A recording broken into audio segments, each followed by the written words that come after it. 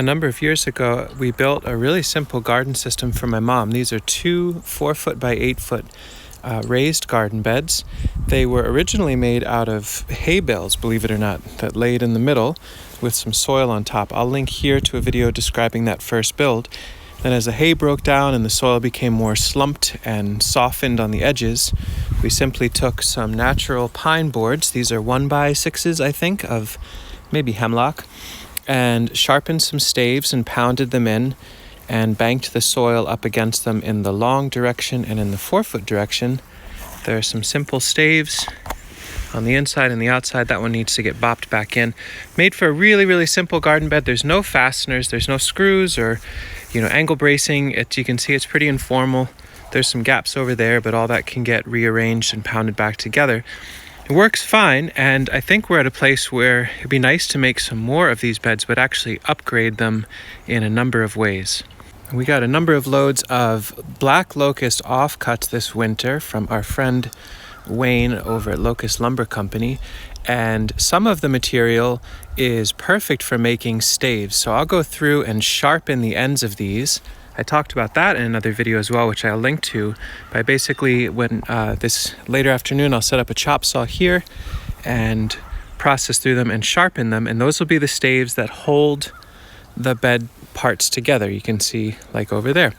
But instead of using pine, which will break down over time, we're going to use Black Locust slabwood cuts. And they have a wild edge. They have the natural edge on one side, which is quite heavy. Oh, Jada. That's a thick one. Beautiful in their own right, but then the milled side is what could face out. And so these are 8-foot lengths. They're processed with an electric chainsaw. There's another whole cache of them over here, enough to make a bunch of beds. And my mom and I were walking the other day, and we identified this area as ideal for more beds. It's not a long commute from that little patch. That's a good spot for zone 1 herbs, maybe parsleys and basil and lettuce, things that you might want in every single meal. And then on the west end of this open lawn area, there's an opportunity to reclaim some of the lawn and move it up through succession with raised beds. So we're going to make a permanent walkway that splits right between the existing lawn and this young food forest shrub layer off to the west, and then lay out a series of 4-foot by 8-foot Black Locust raised garden beds. We're going to figure out the northernmost one, lay that out, and then go south until we get to the end. And I think we can get all the way down to that Nanking cherry at the corner. And this area gets a lot of beautiful midday and later midday sun, really good warm sun and shade from the hottest, driest part of the day in the summer. So we should be able to do a pretty wide range of nice crops in here. I'm gonna start laying stuff out. Walking these over by hand shouldn't seem like that much of a big deal, but here's 2 boards and I'm already winded. Black Locust is profoundly heavy and dense. Very rough idea of a first bed. So what I need to design for is that once in a while my pickup truck needs to be able to drive through the lawn back to the far end of the property. So we don't want to box ourselves out and have a bed that goes right up to that pathway. Also, if we ever go in with snow, we don't want to hit it when it's hidden. So it'll be somewhere in that ballpark. We'll need 4-foot lengths for the east and west side of a bed, and I would guess we can do maybe 6 beds in total. So I've got a lot more lumber to move. A little bit easier, but boy oh boy, very, very heavy, and the ground is a little soft, so it made a little slice of a rut. I think that should smooth out just fine. But yeah, moving them over here is going to take a minute. The slabwood cuts that were queued up over there are now all moved roughly into position, and it makes 6 beds. There'll be 6 8-foot by 4-foot beds. Very, very rough layout of the west to east lengths there, the 8-foot lengths. And so now I'll measure out some 4-foot slices with the electric chainsaw here and load them up so we can frame out the rest of the beds. Looks like I can get 2 4-foot lengths and a little nugget for making charcoal out of each of these boards. They're all a little bit over 8 feet for the most part, so that's really nice and convenient. This pile had a whole bunch of really nice 4-foot stock hidden within it. So we've got 4 sets of ends here that I can bring over with the wheelbarrow. And I brought 2 over just to get a feel. I'm realizing I'll have to space these beds out a bit more to accommodate the 4-foot length. But I'm thinking 4 feet, then a 2-foot walkway, 4 feet, 2 feet, 4 feet, 2 feet.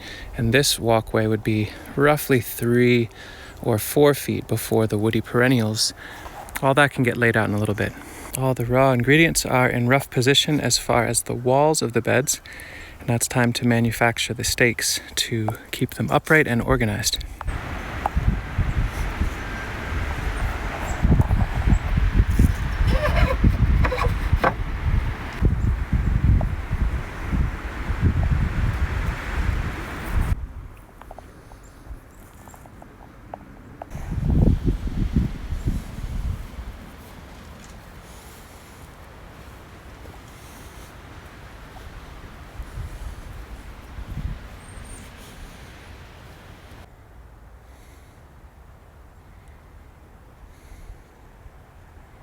Consumes a lot of stakes to do this.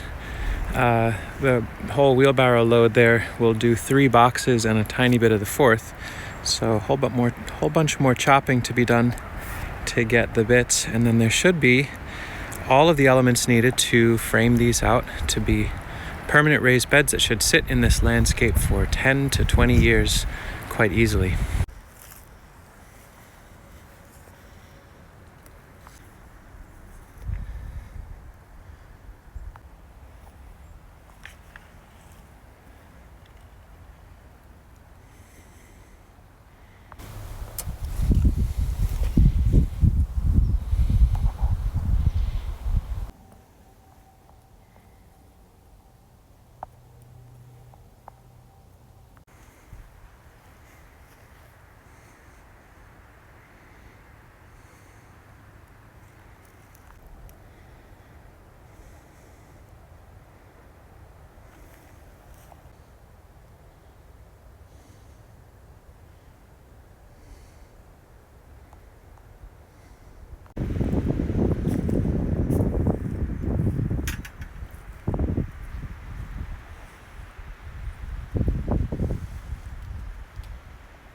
It's the next morning and the layout feels quite nice. There's 6 beds, 4 foot by 8 foot. The staves have to be driven down quite a bit more and then cut off with a chainsaw in a thoughtful way. So although all the pokey uppy bits still very much needing to be worked on, and you can see now that it is moving towards a Hugelculture style.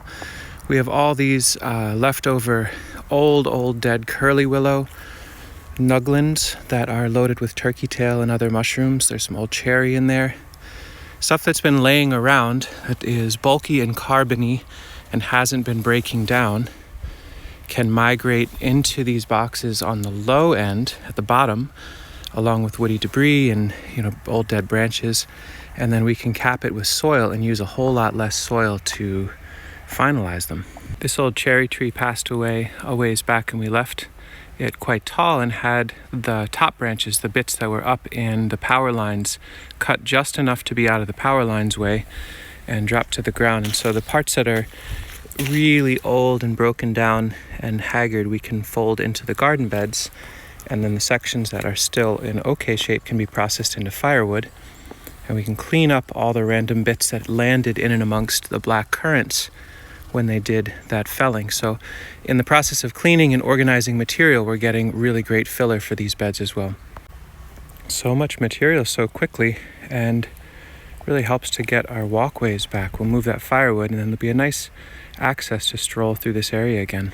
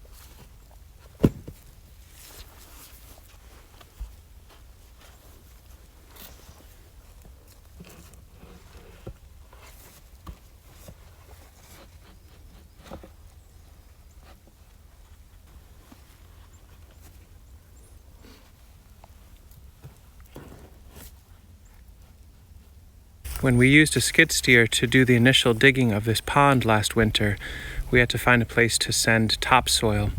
And so right now, Juan and I are harvesting a few of those depositions. It's probably 2 or 3 scoops from the skid steer last winter, and that's going to be a really nice capping material for a lot of these beds. Not too far of a commute, and it's all down slope. And then we can smooth this out and transfer this over to being an actual nice garden.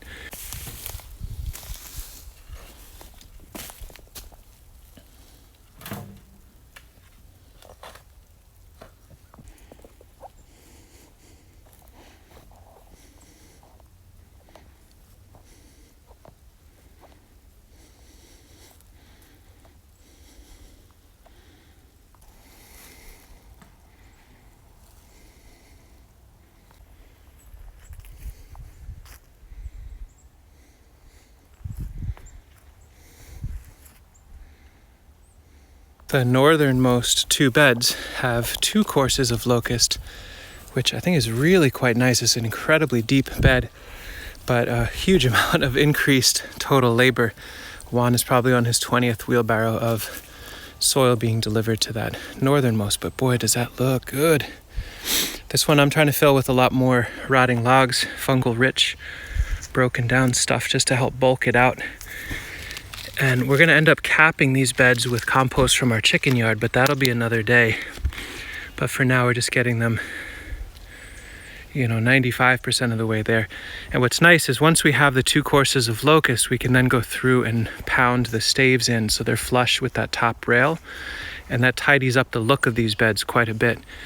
So that aesthetically is much closer to what it will look like when this is all said and done. And these other ones will hammer them in either all the way to be a single course, or we'll do the extra work and make another course of 4x8 locust slab if we pick that up. We just don't have that material to do that this time. It's neat to make a note here as well. We're still probably under $30 in total. Clearly there's no cost to moving old logs and sticks and debris and prunings. And that's a huge part of what's filling the beds. And the topsoil that we're adding for now is all the waste material from developing a pond last winter. So really the only cost is the slabwood, wastewood locust, and the staves. I don't think we were thinking about using some screws in this, but it would be nice just to not have to use them at all and just have gravity and friction do it. And I think we can get away with that. And so then there's absolutely no additional cost from here on out. So 6 4-foot by 8-foot by 2-foot deep raised beds with hugel mound interiors, extremely productive potential for under $30. So $5 a bed. That's not too bad.